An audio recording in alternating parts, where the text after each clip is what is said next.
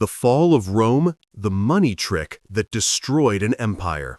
What if I told you that the Roman Empire didn't actually fall because of barbarians? What if the real killer was something far more sinister, something hiding in plain sight, something that's happening right now in your own wallet? Picture this. You're a Roman soldier in 250 AD. You've just been paid your monthly salary in silver coins. You head to the market to buy bread for your family. But the baker laughs at you. He tells you your coins are worthless. That same bread your grandfather bought for 1 coin now costs you 50. And next month, it'll cost 100. Your entire life savings gone. Not stolen, not burned, just erased. This isn't fiction. This actually happened. And if you think it can't happen today, you're about to get a very uncomfortable wake-up call. Let's go back to when Rome was unstoppable. For centuries, the Roman Empire ran on one thing: trust. Not just military might, not just roads and aqueducts, but trust in a single silver coin called the denarius. This wasn't just money. This was confidence you could hold in your hand. First minted around 211 BC, the denarius was beautiful, nearly pure silver, heavy, real. Roman soldiers fought for it. Merchants across 3 continents accepted it without question. Families passed it down as inheritance. When you held a denarius, you held a piece of the empire itself. The power of Rome and the value of its money were the same thing. As long as people believed in Rome, they believed in the denarius. And as long as they believed in the denarius, Rome stayed strong. It was a perfect system, until it wasn't. Here's the thing about empires. They're expensive, insanely expensive. You've got legions of soldiers stationed from Britain to Egypt who need to be paid every single month. You've got roads to build, aqueducts to maintain, governors to fund, and oh yeah, constant wars on every border. Germanic tribes pushing from the north, Parthians attacking in the east, rebellions popping up inside the empire. It never stopped. And all of that costs money, lots of it. By the 2nd century AD, Rome had a serious problem. Tax revenue couldn't keep up with military expenses. The empire was bleeding cash faster than it could collect it. So the emperors faced a choice. Option 1, raise taxes. Tell your citizens they need to pay more. Face riots, rebellion, and probably assassination. Option 2, use a clever little trick that nobody would notice at first. Guess which one they chose? Instead of asking for more money, they decided to cheat the money itself. Here's how it worked. Take your silver denarius coins, melt them down, mix in cheaper metals like copper and bronze, stamp them back out. They look almost the same, but now each coin has less actual silver. You just turned 1 pound of silver into 2 pounds of coins. Genius, right? Wrong. Let me show you the numbers because they're absolutely insane. Under Emperor Augustus, at the very beginning of the empire, a denarius was about 95% pure silver. Real money, real value. By the time Emperor Caracalla ruled in the early 200s AD, that same denarius was down to about 50% silver. Half real, half fake. But it gets worse.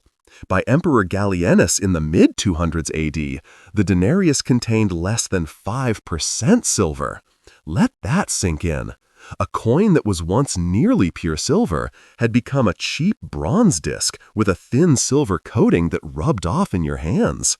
The people weren't stupid. They could see it. They could feel it. They could scrape it with their fingernails and watch the silver flake away. And that's when everything fell apart. Imagine you're that Roman citizen again. Yesterday, you could buy a week's worth of wheat with 1 denarius. Today, the merchant wants 5. Tomorrow, he'll want 10. Next month, he might not accept your coins at all. This wasn't some abstract economic theory discussed in marble halls. This was real people watching their lives dissolve. Soldiers who'd served for decades found their pensions worthless. They demanded higher pay, but even when they got it, prices had already risen higher. The raises meant nothing. Merchants stopped accepting the official currency altogether. They wanted gold, or they wanted to barter directly. Wheat for tools, wine for cloth. The empire was sliding backward into a primitive economy. Farmers abandoned their land. Why grow crops to sell for worthless coins? Why pay taxes in money that bought nothing? The government responded by striking even more debased coins. They thought volume could replace value. Print more, and somehow it'll all work out. It never does. This created a vicious cycle. More bad coins meant higher prices. Higher prices meant people trusted the money even less. Less trust meant more inflation. More inflation meant the government printed even worse coins. Round and round, spiraling down into chaos.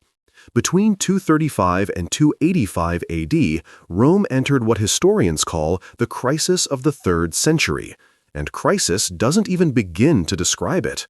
In just 50 years, Rome had almost 50 different emperors. Some ruled for only months before being murdered. The empire fractured into competing territories.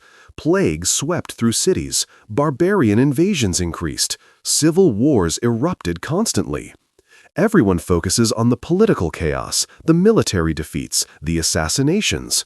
But underneath all of it was one simple fact. The money was broken.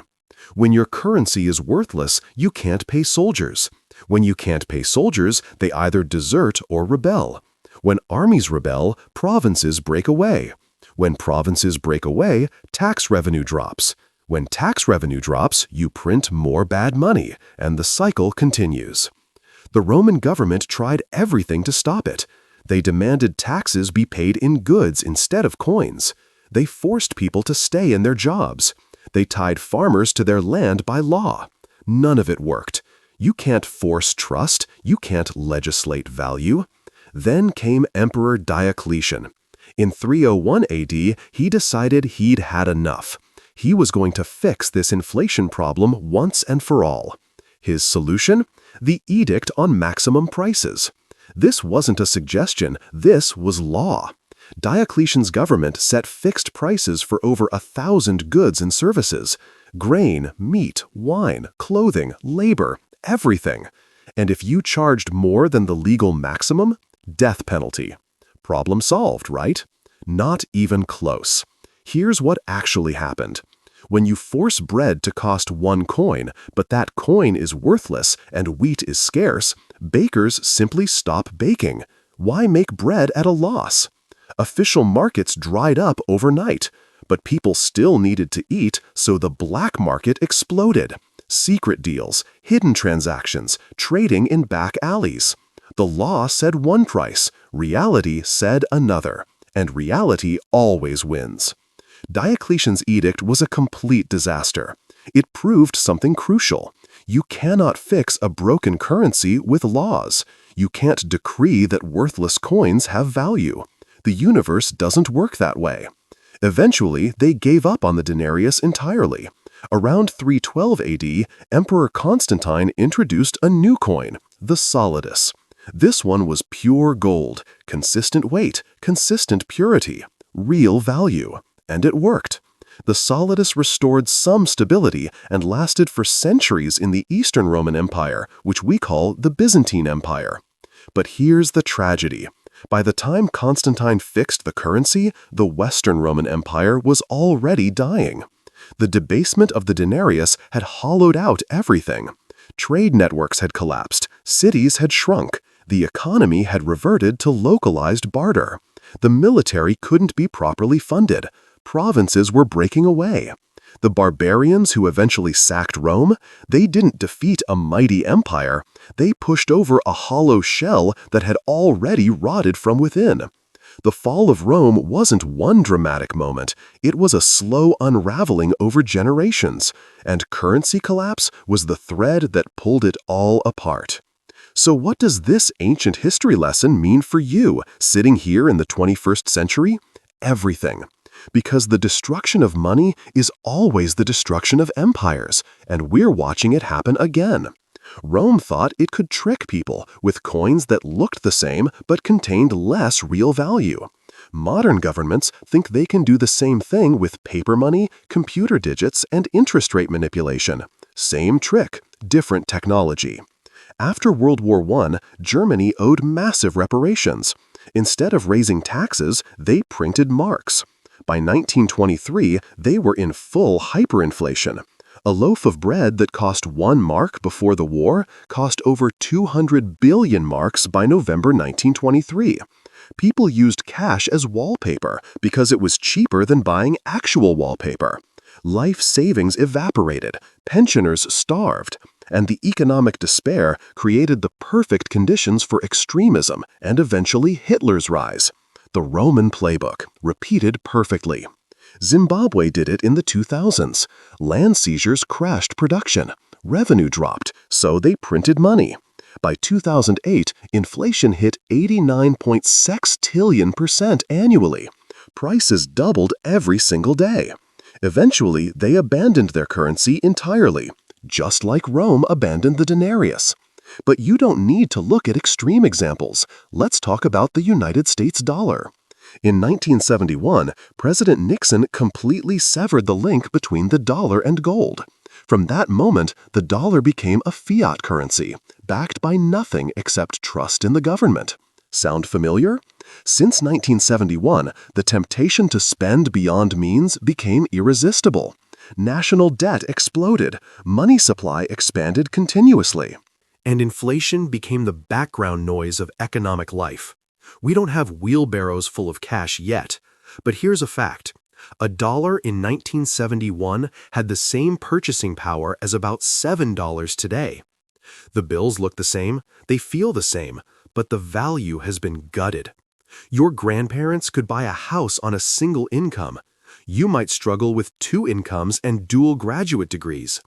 That's not because you work less hard, it's because the money itself has been debased, just like the denarius. The trick is always the same. Governments disguise inflation as growth. They tell you rising wages mean prosperity, even while costs rise faster. They call debt investment, even when it funds consumption. They point to rising stock markets as proof of wealth, even when most people own little or no stock. Just like the Roman emperors, they pretend nothing fundamental has changed while quietly extracting value from every paycheck, every savings account, every pension. Here's what makes our situation more dangerous than Rome's. When Rome collapsed, it was one empire. When Weimar Germany hyperinflated, it was one nation. When Zimbabwe crashed, it was one country. But today, the entire global economy runs on fiat currencies. Every major nation carries massive debts. Central banks worldwide are willing to print trillions at the first sign of crisis. That means the next collapse won't be contained. It will ripple across the entire world. And if history is any guide, the people who will suffer aren't the elites who hold real assets. It's the millions who rely on salaries, pensions, and savings denominated in increasingly fragile paper. So what should you take away from Rome's currency crisis? First, understand that inflation is not an accident. It's not bad luck. It's policy. It's the silent tax that has destroyed empires for 2,000 years. Second, real wealth is never found in paper or computer digits. It's found in assets that hold value when money doesn't. Land, skills, productive businesses, resources. Things that matter when currency fails. Third, never assume stability is permanent. Romans in the 1st century would have laughed if you told their coins would become worthless. Germans in 1913 would have mocked the idea of wheelbarrows full of cash. Zimbabweans in the 1980s thought their independence promised endless prosperity. In each case, the same story unfolded. Slowly at first, then suddenly. The fall of Rome teaches us that financial systems can collapse gradually for decades, then all at once, when trust finally evaporates. When money stops being real, society itself begins to unravel. Contracts fail, trade breaks down, armies dissolve, governments lose legitimacy. The barbarians at the gate may finish the job, but the real killer is always inside the treasury. And here's the hard truth. History doesn't repeat exactly, but if you don't understand it, it will absolutely crush you. The Roman currency crisis wasn't just about corrupt emperors or greedy elites. It was about the fundamental fragility of money itself when it's abused by those in power. And that fragility has never gone away. The same choice Rome faced is happening right now. The same policies, the same excuses, the same denial.